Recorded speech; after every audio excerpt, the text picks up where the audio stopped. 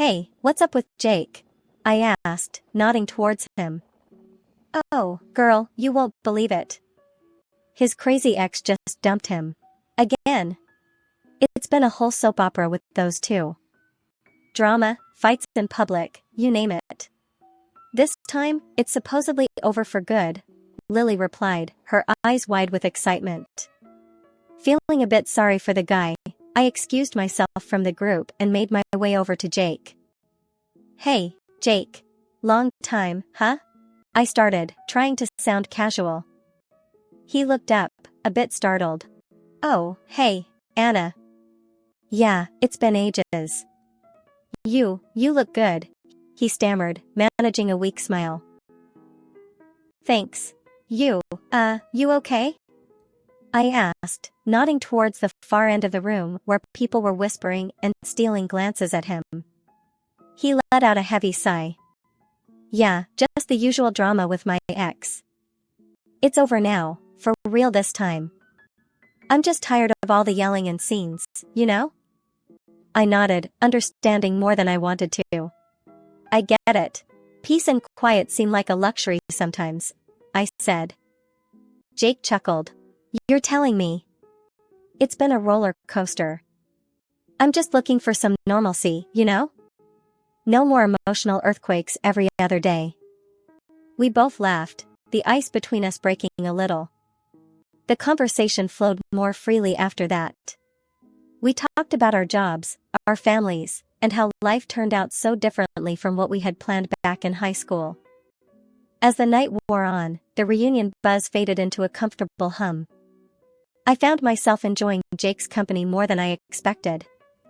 He was different from the quiet kid I vaguely remembered. There was a depth to him, a certain calmness, despite the recent storm in his life. Listen, Anna, I don't mean to be forward, but would you like to grab coffee sometime? It's been really nice catching up, Jake asked, a hint of nervousness in his voice. I smiled, surprised by the sudden flutter in my stomach. Yeah, I'd like that. It's been nice talking to you too, Jake. Jake and I met up at a cozy little cafe downtown. It was one of those places with mismatched furniture and an endless supply of caffeine. We settled into a corner, coffee in hand, and picked up right where we left off. You know, I didn't expect to have such a good time at the reunion, Jake started, stirring his coffee absent-mindedly. Me neither, I admitted, smiling over my mug. Especially not the part where I'd end up sitting here with you. Jake laughed, and it was a sound that made me feel unexpectedly at ease. Life's weird like that. One minute you're minding your own business, the next you're getting coffee with someone you barely spoke 2 words to in high school. Yeah, and now look at us, talking like old friends, I said, feeling a warmth in my chest that had nothing to do with the coffee. We talked for hours, about everything and nothing. Work, family, the latest TV shows we were hooked on. It was easy, comfortable. And before we knew it, the cafe was closing. Time flies, huh? Jake said as we stood up to leave. Like a jet, I replied, pulling on my jacket. Thanks for the coffee and the company, Jake. It was nice. Nice? He raised an eyebrow, a playful smirk on his face. Just nice? I laughed, rolling my eyes. Okay, more than nice. It was great. Happy now? Ecstatic, he said, his smile reaching his eyes. So, Anna, would you be up for doing this again? Maybe dinner next time? I didn't even hesitate. I'd like that, Jake. A lot.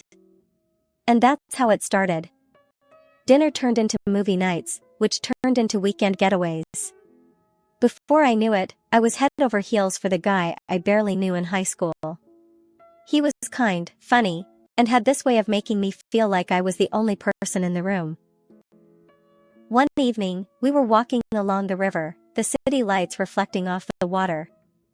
It was one of those perfect moments, and Jake stopped, turning to face me. How about we make this official then? Anna, will you be my wife? I didn't even have to think. Yes, Jake. I'd love that. It was fast, sure, but it felt right. Like everything in my life was leading up to this point. The next few months were a blur of happiness. I was in love, and it felt like nothing could touch us. You'd think after the whirlwind that was Jake and me getting together, we'd be set for a smooth ride. Well, think again.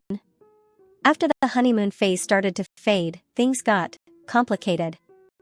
One evening, Jake came home late from work for the third time that week. I was sitting at the kitchen table, the remains of dinner I'd made cooling off in front of me. Late again, huh? I said as he walked in, trying to keep my voice light. Yeah, work's been a nightmare. Deadlines, meetings, you know how it is, Jake replied, not meeting my eyes as he grabbed a beer from the fridge. I sighed. I get that, Jake, but this is becoming a regular thing. I miss spending time with you. He took a swig of his beer and shrugged. What can I say, Anna? I gotta do what I gotta do. You want a roof over our heads, right?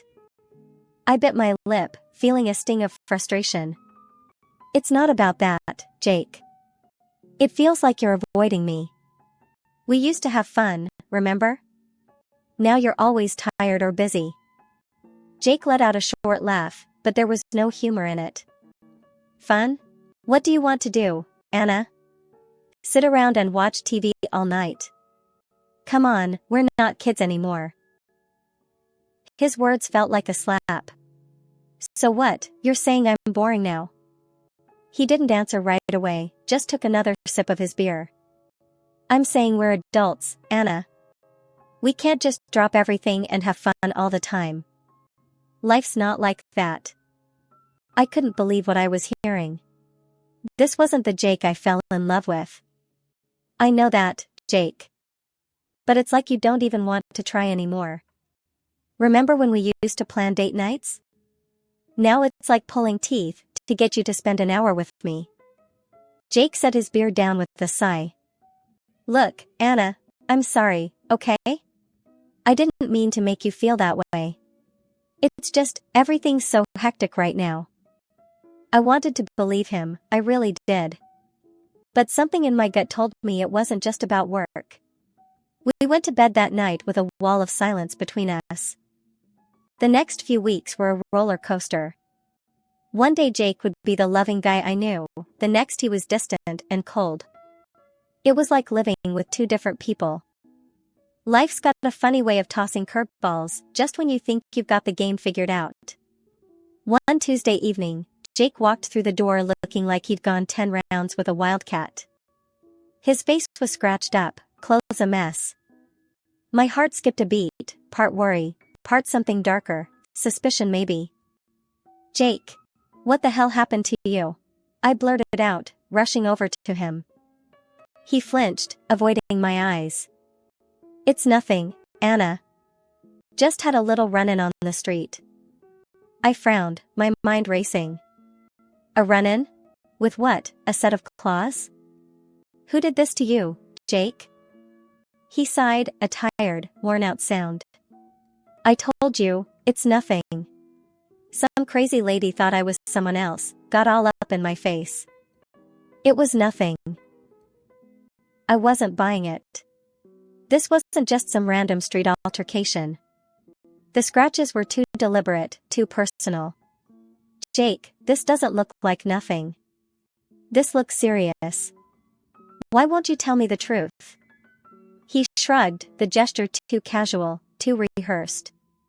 What do you want me to say, Anna? You want a better story? I don't